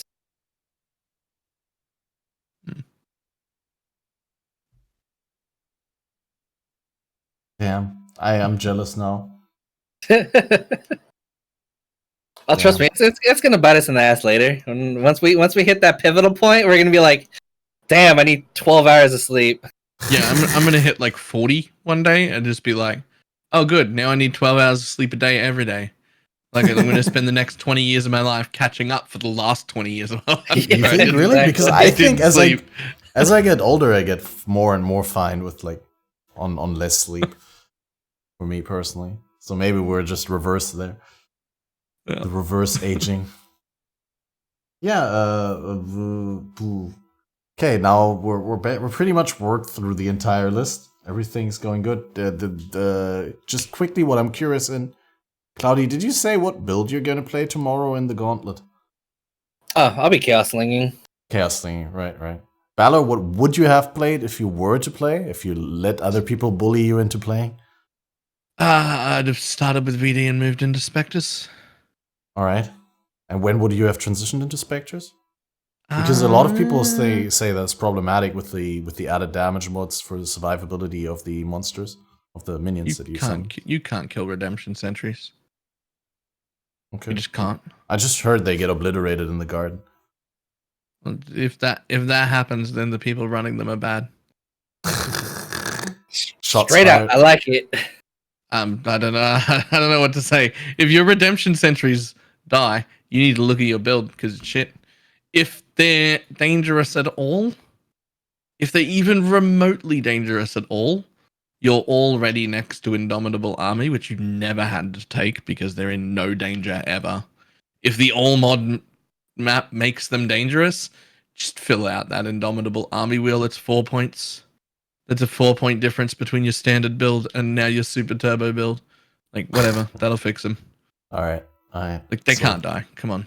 Spectres, Chaos Slinger. I'm probably gonna be cold damage over time and going against my inner feeling. Like, I want to play Occultist, but I'm caving into the Trickster hype because I think Trickster is gonna be stronger very end. If I get all the gear together. You say that, but remember in the China race, the highest non-melee build was an Occultist. Cold damage over time Occultist, level 95? I don't remember if it's Dot, but I mean Chaos Slinger versus Cold Dot, they're very, very similar. To an extent. But they're somewhat similar. But just as you would think is a Chaos Slinger, you'd much go the Trickster because you're slinging everything from far away. Or and eventually, to do red maps, you go self-cast, ED Contagion. Right. But even at that point, the Occultist was technically the highest, minus when like Ventura and others died on the Trickster. It's just harder to die on a Trickster than to die on an Occultist. I think Occultist has its fair advantages with the curses, especially in a turbo league. Yeah, but are you using the curses? That's the question. I feel like you would on a Cold Dot build. No, use Blasphemy. You get chains with the Frigid people. Wake, and then if you're going CI, you're probably taking Vile Bastion for the stun immunity while you have ES, so you can only get Profane Bloom. Then one curse for the explosions for sure. But how you apply the curses? Because I've been thinking, like ideally you want to run Hatred and Malevolence, so you don't have any place for Blasphemy. No, whenever I played the Cold Dot builds, I never ran Hatred. I only ran Malevolence with curses, but that's mainly on hardcore. I always catered around to playing on the more defensive side. Okay. So you take the reduced mana reserve cluster, and then you run two double Blasphemy and Malevolence. Yep. Especially on a Turbo League, I think that would be big, especially with it being LMP, Turbo, and Fizz's extras. Having Enfeeble and Temp Chains on all the time would be pretty big. Yeah, the AoE is not that big. There's no way unless I don't you run Temp Chains to counter that Turbo. Yeah. Well, if you cold damage over time, it's pretty good. It's pretty good already. But eventually you get that with the chill and the micro chills from Occultist. I think Trickster is tankier early, but you can deal with early in Quarry. Yeah. Whereas in your proper endgame gear, Occultist is way safer, I think. Yeah, in my opinion. I mean, Temp Chain stacking with chill it's so strong, especially in a Turbo League. And especially if you so we've gone full circle. So I'm back to Occultist now. If you somehow end up getting a spider and you can get aspect of the spider in with Temp Chains, I don't think that's ever attempt the spider on this league. If I were to even get it, I don't think I would even attempt to do it. But you don't have to do it because aspect of the spider gear drops and you can just harvest it into what you want. True. So if you get spider, you will suddenly be playing in a league that's slower than the normal game because you've got spider, chills, and Temp Chain. And that will not just counter the turbo, but actually be slower. But then you also have to adjust your playstyle with that as well. Because then you have to Yeah. move faster to make sure everything is in the curse range. But generally, when you get into the endgame scenario for Cold Dot, in my opinion, you're self-casting. You're not spell-slinging. Spell-slinging does not get the damage of self-cast. And if you're self-casting Absolutely. Vortex... Like spell slinging is only ever a Yeah, device and for leveling. when it comes down to that, once you get to that self-casting stage, I don't think you can beat an occultist for Cold Dot. Just because you have to be upfront with the enemies. Your Ghost Shrouds and Max Block will only carry you so far. But you don't have to be Vortex, right? You can do Creeping Frost. I mean, you Yeah, want yeah, both kind of, but yeah, you can you do Creeping Frost in Wintertide. And Cold Snap. I mean, there's so many cold damage over time skills now. Well, I mean, I think the trick is to use all of them, but All four. I mean, there's significantly more damage in a 6-link with 2 separate 5-links instead of a 6-link. It's actually significantly more damage. And then you've got 2 pseudo 5-link spots. Your gloves and your helmet can both be 5-links as well. You can end up with 4 cold damage over time 5-links. It's more buttons to press, but it's significantly more damage. Yeah. Damn. See, I thought I knew what I was gonna do, but now I'm completely undecided. Back to square one. Because I was like VD Spellslinger at first, right? VDDD Spellslinger. Turns out there's a bug where spawning monsters that grant frenzy charges to allies when killed with Desecrate will grant frenzy charges to nearby enemies. Because you spawned them dead. So, yeah, because monsters get significantly higher bonuses from frenzy charges than players. That's 15% attack and cast speed per frenzy charge for a total of 45 on top of the League mod 20%, right? And that's like super Monka-esque. I did not know about that bug. Yeah, I only heard about it like 2 days ago when I excessively practiced, and people were like, "Wait, you gonna go VD Slinger?" And I'm like, "Yeah, sure, it's great." And I was like, "Don't you know about the Desecrate bug?" And I'm like, "What?" And then yeah, people told me, and yeah, that's apparently the reason why most big people also switch to Trickster CI ED Contagion, right? So, Yikes. but I don't want to cave into the Trickster ED meta.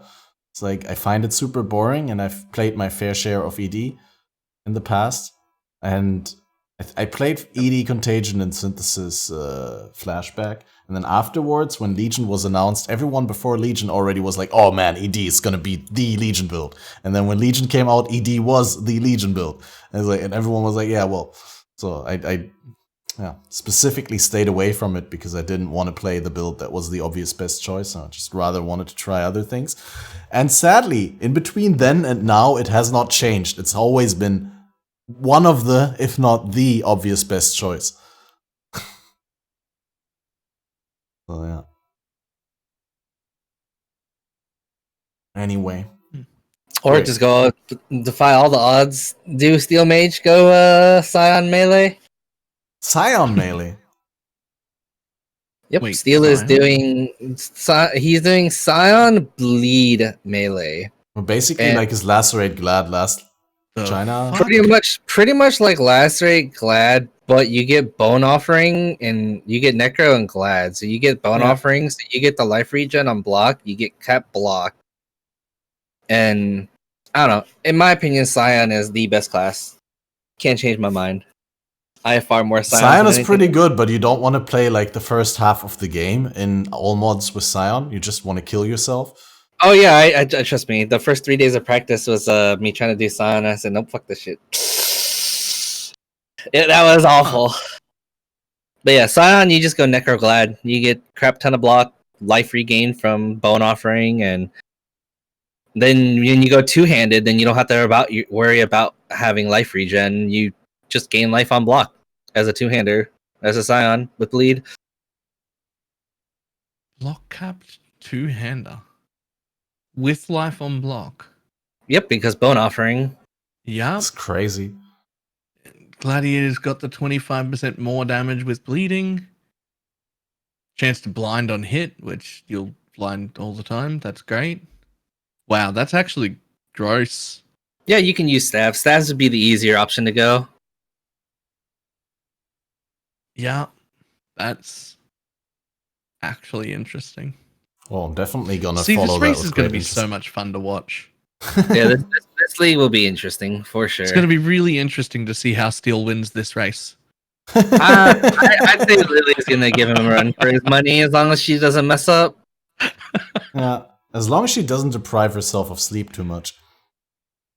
So her comment on that is the reason she died is when she woke up. So the problem is that she went to sleep.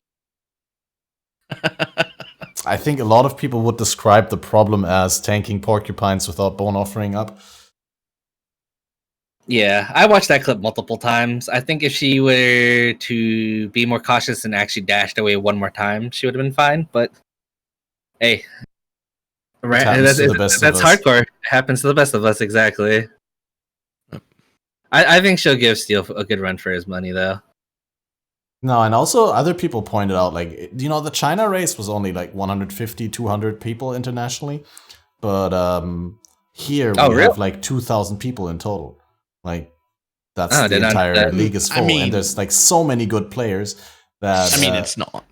what? It's you There's gotta not realize 2,000 that competitors. Out of No, that there's 2,000, there's probably honestly gonna only be close. But there's to more 100. main players, like more and more, Yeah. you know, large like competitors, I think, in this league than in the China race. A lot of obscure people, a lot of people, yeah, that can't play on China for whatever reason or don't want to. Yeah. I think maybe in this league out of the 2,000, maybe at most 300 will do decent. I would have guessed 100. Yeah, that was my initial. But to give the benefit of the doubt, I'm gonna say 300 for the benefit of the doubt. And I'm not even including myself on that one, by the way. Yeah. Hopefully not me either. Well, anyway, we actually, despite Badger being so silent and not saying anything to all these interesting topics, we managed to super fill quiet. the time quite nicely. Hmm.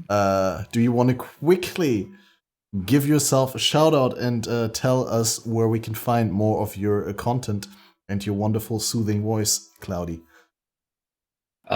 Click SKCloudy on Twitch. I have 2-head ideas. 2-hit ideas? Yes, 2-head ideas. What's that? I would say so for me. Oh, like, 2-head ideas, like 4-head, but 2-head. So like the big thing about streamers, the way Twitch works, it's awful for smaller streamers, and you have the big time streamers like Rise, SteelMage, Noogie, and all them. But you know they play hardcore mainly, and a lot of the community is of course softcore, and to really learn about the game and to learn little inside tricks here and there, a lot of the smaller streamers will actually benefit you more than you can imagine. Like, and I'm not trying to boast myself, for example, like me with the whole aura stacking build, I got into it so early, and a lot of my viewers like to tend to copy what I do for some reason, and they've all made multiple mirrors this league just by following what I've done this league.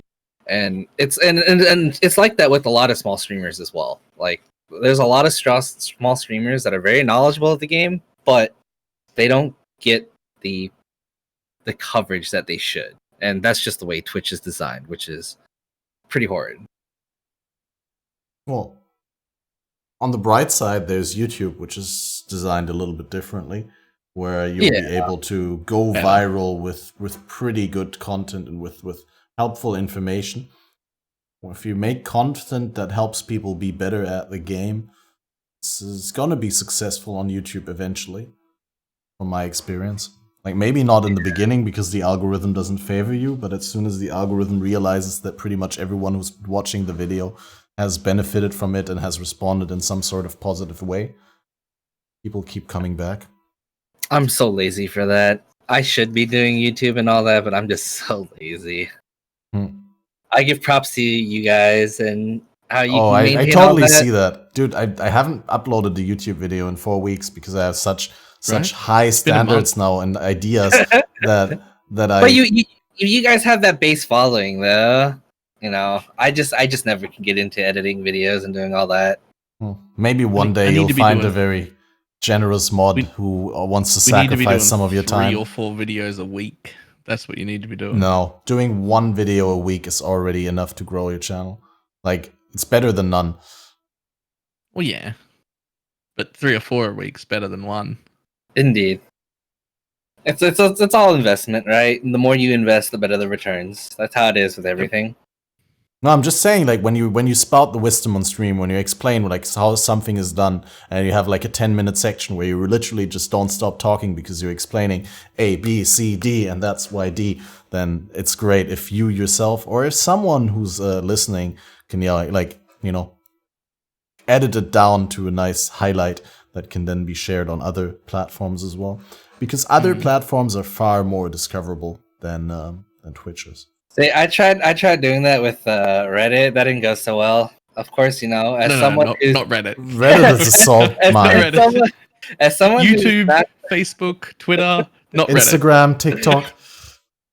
Yeah, because like me, like I said, I'm not a big streamer. I have a very small following, and when I post stuff onto like Reddit and stuff like that, the number one thing I get accused of is RMT. I don't know who this guy is. He has too much money. RMT. I'm just like, okay, I give up. No more Reddit. And you're like, but I've been live for all of the money making. Exactly. What? I stream like more than enough, but of course that doesn't matter. It's Reddit. But yeah, eventually I'll get into the YouTube making. But well, you heard it here, guys. Viewers who watch SKCloudy get rich and make several mirrors. So make sure to tune into that stream. Give him a follow. Check it out. Feel the vibe. And BalorMage, what do your viewers accomplish that other people don't? Mostly making fun of me. I think they're pretty good at that. Oh, don't worry. I have the same vibe from my viewers. Most of them. No, that's it. They just make fun of me. They're really good at that. Okay. Oh. That's their number one talent. But Great. if it helps, I will also make fun of them. It's great. Yep. Fair warning, if anyone tunes into my stream ever, if you don't like country music, I forewarn you now. or Asian men singing. I forewarn you now. If you do not like country, you may not enjoy. Oh, that's nice to know that forewarn is an actual English word. I never like foreboding or forecasting, forewarning. I never thought of it because it's so similar to vorwarnen in German. It seems to me like if someone German would say it, I would be like, that guy's an idiot. He's just like inventing words that don't exist. First, aren't all words just invented words that didn't exist to begin with? Yeah. Isn't that just how language is made? Yeah, but usually the person who uses it's not the person to invent it, but like they use it based on like a consensus of meanings and associations and definitions. I think the worst is when you bring Twitch language outside of Twitch. That shit's monk ass. Yeah. Don't start saying things like Kappa Pride in your real life conversations. People will be like, wait, what? Yeah, one of my buddies actually responds to his girlfriend with the Monka emotes, and pretty much she hates him now. So that's another forewarn. Do not use Twitch language outside of Twitch. All right. Yeah. Well, and on my stream, you learn that you don't play hardcore SSF if you're a total forehead, because that doesn't go well. And if you like enjoying the endgame content that everyone aspires to, then you should probably not copy my playstyles, because I make really nice characters that are very promising that die at about 60% of their potential to some minor inconvenience. In terms of in terms of views of solo self-found, I actually prefer solo self-found. You don't have to worry. Everything feels more rewarding, and you can just play. Yeah, and you can't the burn nice yourself thing about out on solo Harvest, self-guided. really. As Like, much as Trade League- Trade Player. Trade League can get trivial. You definitely can do a lot more in Trade League, but sometimes, every once in a while, you just enjoy that me time and just going and gaming.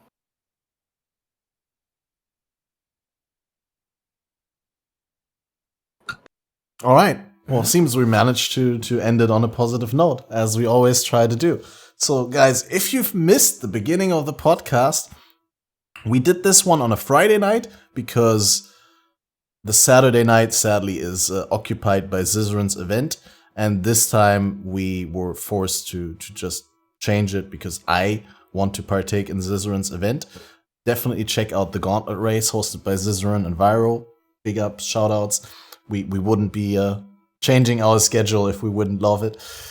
But yeah, We don't normally change the schedule for anything, but yeah, no, we don't want to. This We one. want to avoid it, but it would have been really hard to do an episode tomorrow.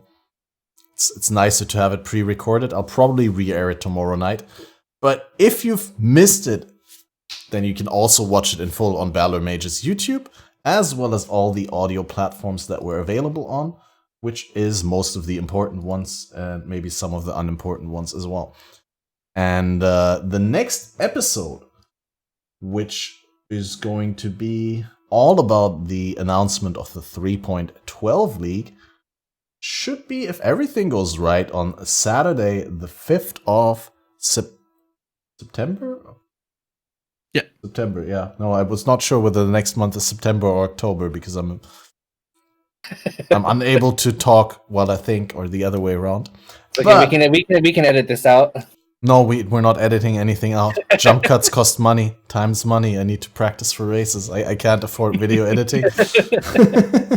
Anyway, 5th of September, the Saturday, on that Saturday at 9 p.m. GMT, as usual, as you're all used to, the next Faded Connections. Until then, I wish all of you the best of luck and success in the upcoming race. Thank you so much for coming on to discuss all these topics with us, Cloudy.